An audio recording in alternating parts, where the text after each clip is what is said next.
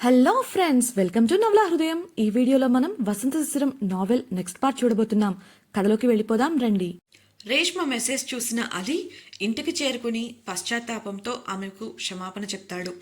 ఆ సంఘటనతో వారిద్దరి మధ్య వచ్చిన మనస్పర్ధలు తొలగిపోగా కలిసి డిన్నర్ ముగించి హాయిగా నిద్రలోకి జారుకుంటారు. రోజులు గడిచి పరీక్షలు జరుగుతుండగా అనుకోకుండా ఓ రోజు వాసు ఆలోచనలు సుశిరను ఉక్కిరిబిక్కిరి చేస్తాయి. ఉమ అడగగా తన పరిస్థితిని వివరించిన సుశిరను, ఇంత జరిగాక ఆయనపై నీ అభిప్రాయం మారిందా? ఆ రోజు నువ్వు కోపంగా తిరిగి రావడానికి కారణమేంటి అని ప్రశ్నించింది ఉమ.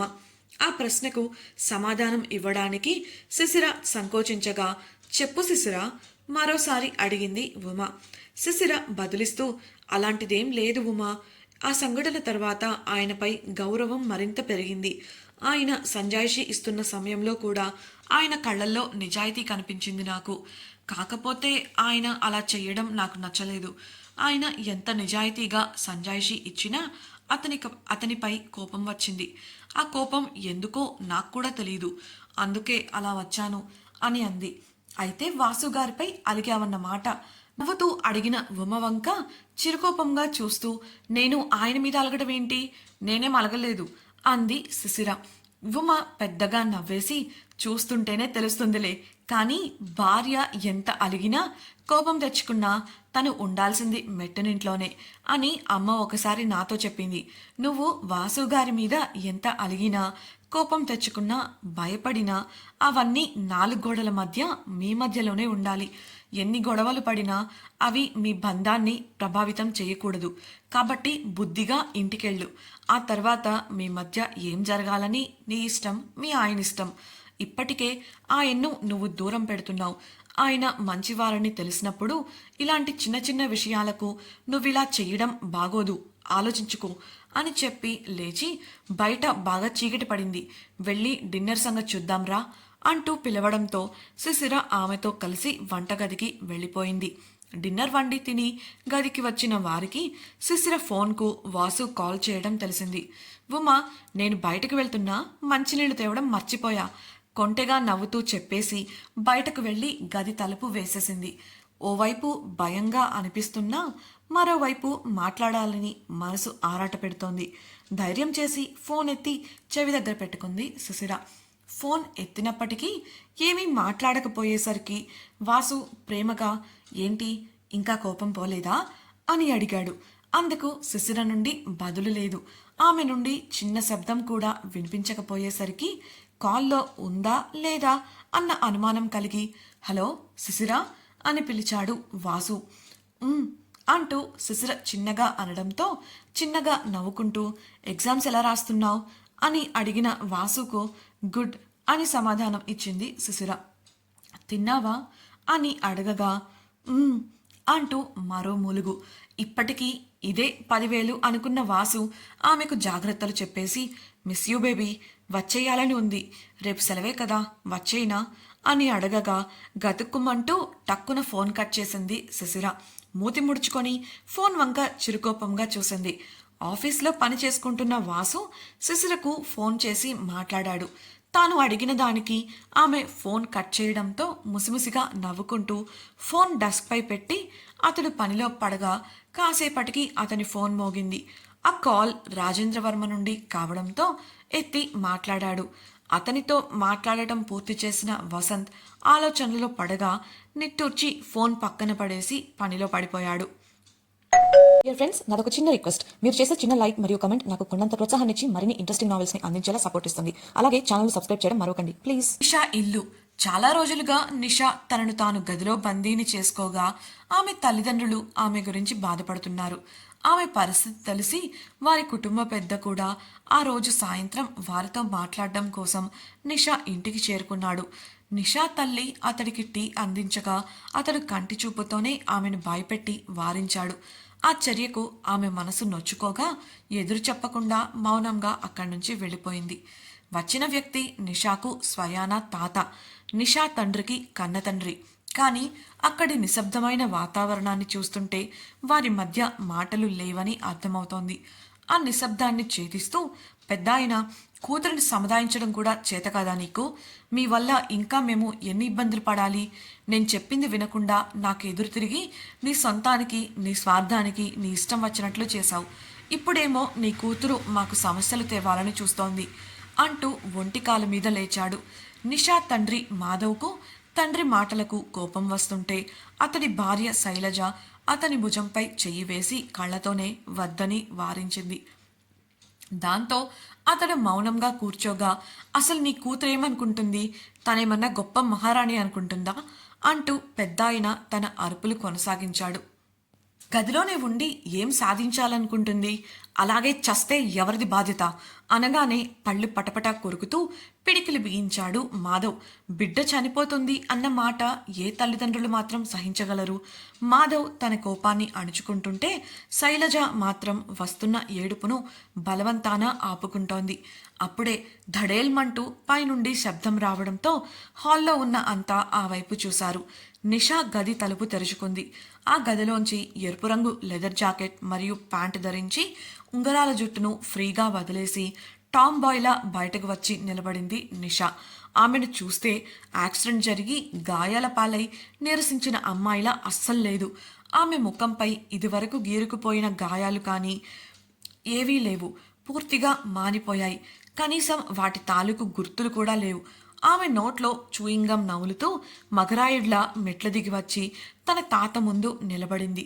పదునుగా అతని కళ్ళల్లోకి నేరుగా చూస్తూ, నా గురించి మీకెప్పటి నుంచి అంత ప్రేమ? ఇది ప్రేమ లేక నేను సూసైడ్ చేసుకొని చస్తే మీ వంశంలో పుట్టిన అమ్మాయి చనిపోయిందని అందుకు మీరు మమ్మల్ని దూరం పెట్టడమే కారణమని ప్రజలంటారని భయమా? వెటకారంగా అడిగింది నిషా. ఆ మాటకు పెద్దాయన పళ్ళు పటపటా కొరుకుతూ, నీ కూతురికి మర్యాద కూడా నేర్పలేదా మాధవ్? పెద్దవాళ్లతో మాట్లాడే పద్ధతి ఇదేనా అని ప్రశ్నించాడు. అందుకు నిషా అతని ముఖంపై చిటికలు వేసి, హలో, మర్యాదల గురించి నువ్వు మాట్లాడుతున్నావా? హేళనగా నవ్వి, ఇక నువ్వు బయలుదేరచ్చు. నేనంత త్వరగా చచ్చేదాన్ని కాదులే. నీ పరువుకు ఇక్కడ దండగేం రాదు కానీ గెట్ లాస్ట్ అంటూ గుమ్మం వైపుకు చెయ్యి చూపించగా అతడు ఆ అవమానాన్ని భరించలేక కోపంగా చూస్తూ అక్కడి నుంచి వెళ్ళిపోయాడు. డియర్ ఫ్రెండ్స్, నాదొక చిన్న రిక్వెస్ట్. మీరు చేసే చిన్న లైక్ మరియు కమెంట్ నాకు కొండంత ప్రోత్సాహాన్ని ఇచ్చి మరిన్ని ఇంట్రెస్టింగ్ నావెల్స్ ని అందించేలా సపోర్ట్ ఇస్తుంది. అలాగే ఛానల్ సబ్స్క్రైబ్ చేయడం మరొకండి ప్లీజ్. నిషాను మళ్ళీ మామూలు మనిషిగా చూసి చాలా సంతోషపడ్డారు మాధవ్, శైలజ. మాధవ్ ప్రేమగా ఆమె తల నిమురుతుంటే శైలజ కన్నీటితో, ఎంత కంగారు పడ్డామో తెలుసా? అసలేం జరిగింది అని అడిగినా చెప్పలేదు నువ్వు. నీకు మేమున్నాం నిషా.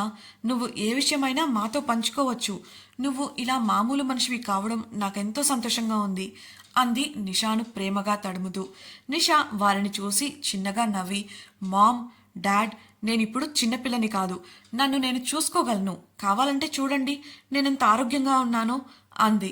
అందుకు శైలజ, నువ్వెన్నైనా చెప్పు, నువ్వు రేపు పెళ్ళయి అత్తవారింటికి వెళ్ళినా కూడా మాకు చిన్నపిల్లవే అని అంటుంటే, డాడ్ చూడు మామ్ ఏమంటుందో అంటూ అలకగా తండ్రిని చుట్టేసింది నిషా.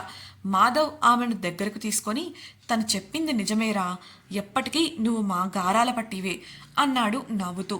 చూడు ఎలా చిక్కిపోయావో, ముందు రా తిందు కాని అంటూ శైలజ నిషా చేయి పట్టుకొని డైనింగ్ టేబుల్ దగ్గరకు తీసుకెళ్తుంటే, నాకు ఇప్పుడేం వద్దు మామ్, నేను బయటకు వెళ్ళాలి, ఆలస్యం అవుతోంది చెప్పింది నిషా. అదంతా నాకు తెలీదు, ముందు కూర్చో, నేనే నీకు ముద్దలు కలిపి అన్నం పెడతాను, ఆ తర్వాత నీ ఇష్టం అంటూనే త్వరగా నిషా కోసం భోజనం కలిపింది శైలజ. ఇక తనెంత చెప్పినా తన తల్లి వినదని అర్థమై బుద్ధిగా కూర్చొని అమ్మ ప్రేమగా ముద్దలు కలిపి పెడుతుంటే తినేసింది నిషా. నీ ప్రేమ కాస్త నాకు కూడా పంచబోయ్ అని మాధవ్ నిష్ఠూరంగా అనగా, మీకు పెట్టకుండానా అని నవ్వుతూ అతనికి కూడా భోజనం తినిపించింది శైలజ. సరదాగా నవ్వుకుంటూ ముగ్గురు ఒకరికొకరు తినిపించుకుంటూ సరదాగా సమయాన్ని గడిపారు. అప్పటికి సమయం 9:30 కావడంతో తల్లిదండ్రులకు చెప్పేసి బయటకు వెళ్ళిపోయింది నిషా. నేరుగా పబ్కి వెళ్ళిన ఆమె డాన్స్ ఫ్లోర్ చేరి డాన్స్ చేయడం మొదలుపెట్టింది. మల్లెతీగల సన్నగా ఉన్న ఆమె వస్తున్న సంగీతానికి అనుగుణంగా శరీరాన్ని వంచుతుంటే చుట్టూ ఉన్నవారు ముక్కున వేలేసుకున్నారు. ఈ స్టెప్ కష్టం అనడానికి లేకుండా వంటిని స్ప్రింగులా తిప్పుతుంది ఆమె. ఆమె కళ్ళల్లో ఏదో కసి, మత్తు, సంతోషం లాంటి భావాలు క్షణక్షణానికి మారిపోతూ ఆమె ఒక నాట్య దేవతలా కనిపిస్తోంది అందరికీ. అక్కడ డాన్స్ ఫ్లోర్లో ఉన్న ఎందరో అలసిపోయినప్పటికీ ఆమెకు మాత్రం అలుపనేది రావడం లేదు. బాయ్ ఫ్రెండ్తో వచ్చిన అమ్మాయిలకు తమ బాయ్ ఫ్రెండ్స్ నిషాను కన్నార్పకుండా చూస్తుండిపోగా నిషాపై ఆమె అందం మరియు టాలెంట్పై అసూయ కలిగింది. డియర్ ఫ్రెండ్స్, నాదొక చిన్న రిక్వెస్ట్, ఛానల్ సబ్స్క్రైబ్ చేయడం మరొకండి ప్లీజ్. శైలజ మాధవ్కు రెండవ భార్య. తన మొదటి పెళ్లి కన్నా ముందు నుండే శైలజ మాధవ్లు ఒకరినొకరు ప్రేమించుకున్నారు. కానీ కుటుంబ గౌరవ ప్రతిష్టల కోసం మాధవ్ తండ్రి శైలజను ఆమె కుటుంబాన్ని బెదిరించి ఊరి నుండి వెళ్ళగొట్టాడు. శైలజ తనను మోసం చేసిందని అనుకున్నాడు మాధవ్. అదే సమయంలో మాధవ్కు ఇష్టం లేకపోయినా ఒక గొప్పింటి అమ్మాయితో వివాహం జరిపించారు. ఆ అమ్మాయి అసలు మాధవ్ను లెక్క చేసేది కాదు. ఎప్పుడూ షాపింగ్, పార్టీలు, టూర్ అంటూ స్నేహితులతో కలిసి తిరుగుతూనే ఉండేది. రాత్రుళ్ళు ఒక్కోసారి ఇంటికి కూడా వచ్చేది కాదు. అటు శైలజను మర్చిపోలేక బాధపడుతున్న మాధవ్కు తండ్రి నుండి వారసులు కావాలంటూ ఒత్తిడి కలిగింది. అతడు ఇక మనసు చంపుకొని భార్య మనసును గెలవాలని ప్రయత్నించాడు. కానీ వీలు పడలేదు. ఆమె అతని కోసం సమయాన్ని కేటాయించేది కాదు. అతడు దగ్గరికి వెళ్ళినా దూరం పెడుతూ ఉండేది. అలాంటిది ఓ రోజున మాధవ్ ఒక ముఖ్యమైన మీటింగ్ కారణంగా క్లయింట్ను కలవడానికి రెసార్ట్కి వెళ్ళినప్పుడు అక్కడ ఒక వ్యక్తితో చాలా సన్నిహితంగా నడుచుకుంటూ అతనితో కలిసి స్విమ్మింగ్ పూల్లో స్విమ్ చేస్తూ కనిపించింది ఆమె.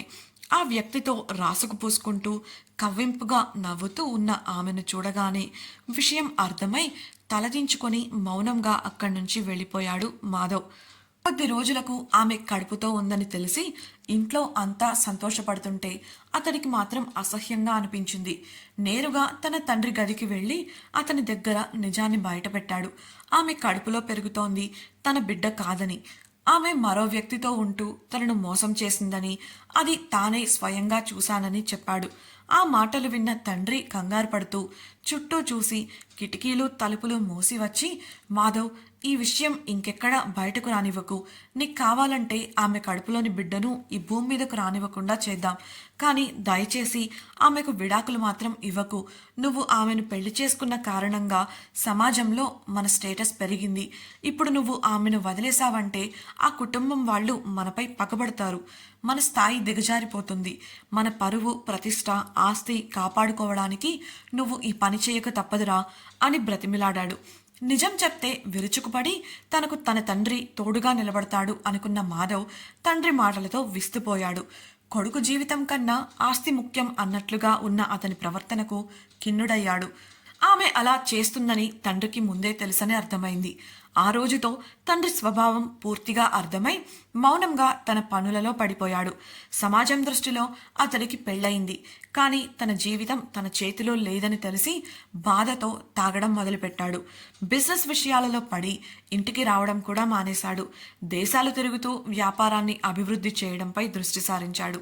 అదే సమయంలో అతడి మొదటి భార్యకు అబార్షన్ చేయించాడు తండ్రి. ఆమె తన వారితో కలిసి ఇంట్లో ఉంటోంది. ఇంత జరిగినా తన తిరుగుళ్ళు మానలేదు. అనుకోకుండా ఒకనాడు పాట్నా వెళ్ళిన మాధవ్ తన మీటింగ్ పూర్తవగానే హోటల్ రూమ్కి వెళ్ళి బాగా తాగడం మొదలుపెట్టాడు. తాగుతూ ఉండగా మందులోకి స్టఫ్ అయిపోవడంతో తోలుతూనే రిసెప్షన్కు కాల్ చేసి తనకి కావలసినవి తెమ్మన్నాడు. కాసేపటికి వెయిట్రెస్ ఒకరు వచ్చి బెల్ కొట్టింది. తలుపు తీసిన మాధవ్కు తాగిన మత్తు దిగిపోగా కన్నీటి పర్యంతమై అక్కడి నుంచి వెళ్ళిపోవడానికి ప్రయత్నించింది ఆమె. ఆమె ఎవరో కాదు, శైలజ. ఆమె వెళ్తుంటే ఆమెను అనుసరించిన మాధవ్ కోపంగా ఎందుకు నన్ను వదిలేసి వెళ్ళిపోయావు అని అడిగాడు. ఆమె నుండి సమాధానం లేదు. అతడు తెలుసుకోవాలని చాలా ప్రయత్నించాడు. ఆమె చేతులు జోడించి, నువ్వు నన్ను నిజంగా ప్రేమించుంటే నన్ను ఏం అడగకు అని బ్రతిమిలాడింది.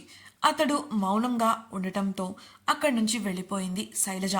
మర్నాడు రిసెప్షన్లో ఆమె గురించి మాధవ్ అడగగా ఆమె రాజీనామా చేసి వెళ్ళిపోయిందని చెప్పారు.